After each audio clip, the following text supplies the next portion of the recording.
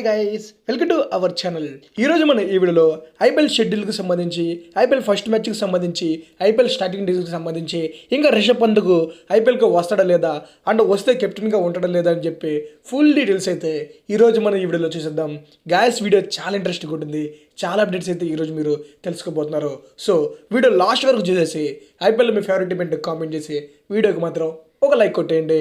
ఇంకా మనం వీడియోలోకి వచ్చేస్తే మొదటికి వచ్చినటువంటి అప్డేట్ ఏంటంటే 2024 ఐపీఎల్ యొక్క షెడ్యూల్కి సంబంధించి మనం చాలా రోజుల నుండి ఐపీఎల్ షెడ్యూల్ ఎప్పుడు వస్తుందని చెప్పి వెయిట్ చేస్తే బీసీఐ షెడ్యూల్కి సంబంధించి ఒక ఇంపార్టెంట్ అప్డేట్ అయితే ఇచ్చారు. అదేంటంటే ఈసారి జరగబోయే ఐపీఎల్కి సంబంధించి షెడ్యూల్ అయితే రెండు రకాలుగా రిలీజ్ చేయాలని చెప్పి అనుకుంటున్నారు. ఫస్ట్ 15 మ్యాచెస్కి సంబంధించి షెడ్యూల్ అయితే ముందుగా రిలీజ్ చేసేసి ఆ తర్వాత మిగిలినటువంటి మ్యాచెస్కి సంబంధించి షెడ్యూల్ అయితే ఒకసారి ఎలక్షన్ షెడ్యూల్ వచ్చినాక ఆ డేట్స్లో ఐపీఎల్ మ్యాచెస్ లేకుండా మిగిలినటువంటి మ్యాచెస్ని అయితే షెడ్యూల్ చేసి అయితే సెకండ్ స్పేస్లో అయితే రిలీజ్ అయితే చేయాలని చెప్పి బీసీ అయితే ప్లాన్ అయితే చేస్తున్నారు. ఇంకా ఐపీఎల్ షెడ్యూల్ ఎప్పుడు వచ్చే ఛాన్స్ ఉంది చూసుకుంటే మ్యాక్సిమం ఇంకొక 1 వీక్లో అయితే వచ్చే ఛాన్స్ ఉంది. నేను ఇంత గట్టిగా ఎందుకు చెప్తున్నానంటే ఇప్పటికే ఐపీఎల్ ఫ్రాంచైజీస్ అన్ని బీసీసీని అయితే గట్టిగా అడుగుతారు. ఐపీఎల్ షెడ్యూల్ ఎప్పుడు వస్తుంది, మేము ప్రాక్టీస్ చేయాలి, అదే ప్లానింగ్ చేసుకోవాలని చెప్పి. సో ఇంకొక 1 వీక్లో అయితే ఐపీఎల్ షెడ్యూల్ అయితే రిలీజ్ అయితే కాబోతుంది. సో ఇన్ని రోజులు వెయిట్ చేశారు కాబట్టి ఇంకొక 1 వీక్ అయితే వెయిట్ చేయండి.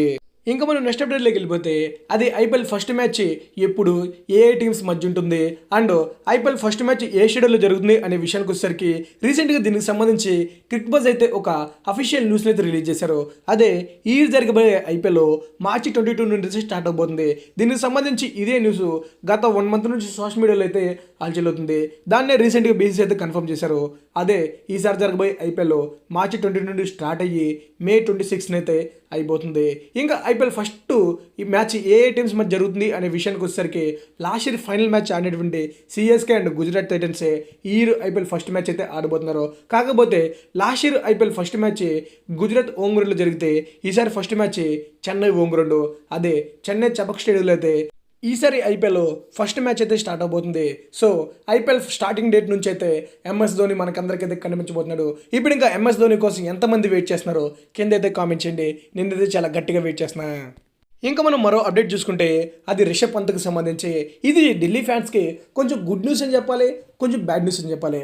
అదేంటంటే ఈసారి జరగబోయే ఐపీఎల్కి రిషబ్ పంత్ వస్తాడా లేదని చెప్పి డౌట్ అయితే చాలా మందికి అయితే ఉంది. అదైతే రీసెంట్గా కన్ఫర్మ్ అయితే చేశారు. అదేంటంటే ఈసారి జరగబోయే ఐపీఎల్కి రిషబ్ పంత్ వస్తున్నాడు, తను ఆడుతున్నాడు. కాకపోతే ఇక్కడ బ్యాడ్ న్యూస్ ఏంటంటే ఈసారి జరగబోయే ఐపీఎల్ రిషబ్ పంత్ అయితే వికెట్ కీపింగ్ చేయట్లేదు, కానీ ఒక ప్లేయర్గా తను బ్యాటింగ్ చేస్తాడు అండ్ కెప్టెన్గా అయితే తను మ్యాచ్ మొత్తం ఉంటాడు.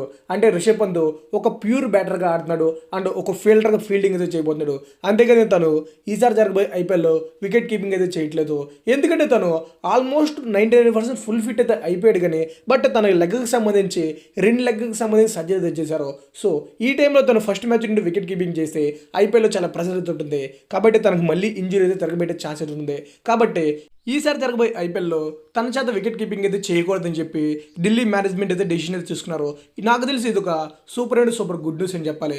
ఎందుకంటే ఢిల్లీ టీంకి రిషబ్ పంత్ లేకపోయినా ఇంకా 4-5 వికెట్ కీపర్లు అయితే బెంచ్ మీద అయితే ఉన్నారు. సో రిషబ్ పంత్ ఎలాగో ఒక బ్యాట్స్మెన్గా ఆడతాడు అండ్ ఆన్ ఫీల్డ్లో తన కెప్టెన్సీ కూడా చేస్తాడు. కాబట్టి వికెట్ కీపింగ్ చేయకపోయినా ఎలాంటి ప్రాబ్లం అయితే ఉండదని చెప్పి నేనైతే అనుకుంటున్నా. ఇప్పుడు ఇంకా రిషబ్ పంత్ని గత 1.5 year నుంచి ఎంతమంది మిస్ అవుతున్నారో కామెంట్ చేయండి. నేనైతే మాత్రం రిషబ్ పంత్ గేమ్ని చాలా మిస్ అవుతున్నాను అబ్బా. ఇంకా రిషబ్ పంత్కి సంబంధించి మరో వచ్చిన న్యూస్ ఏంటంటే రిషబ్ పంత్ తనకు సంబంధించి ఎక్కువగా సోషల్ మీడియాలో జిమ్లో ఉన్న వీడియోసే పెడుతున్నాడు, కానీ ఎప్పుడు బ్యాట్ పట్టుకుని ప్రాక్టీస్ చేసినట్టు కనిపించట్లేదు. కానీ ఒక 1.5 month నుంచి రిషబ్ పంత్ అయితే తను క్రికెట్ ప్రాక్టీస్ కూడా చేస్తున్నాడు. ముఖ్యంగా చిన్న టోర్నమెంట్స్ అయితే జరుగుతాయి. ఆ టోర్నమెంట్స్లో తను పార్టిసిపేట్ చేసి రెగ్యులర్గా మ్యాచెస్ అయితే ఆడుతూ జరుగుతుంది. సో రిషబ్ పంత్ తను ఫిట్గానే ఉన్నాడు. ఇంకా తను బ్యాటింగ్ ప్రాక్టీస్ కూడా స్టార్ట్ చేశాడు. సో రిషబ్ పంత్ కోసం ఇన్ని రోజులు వెయిట్ చేసిన వాళ్ళు ఇంకొక 1 month వెయిట్ చేస్తే తనని డైరెక్ట్గా ఆన్ ద ఫీల్డ్లో చూసేయచ్చు. గాయస్, ఇంకా ఫైనల్గా ప్రజెంట్ ఇప్పటి వరకు ఐపీఎల్కి సంబంధించి వచ్చినటువంటి అప్డేట్స్ అయితే ఇవి.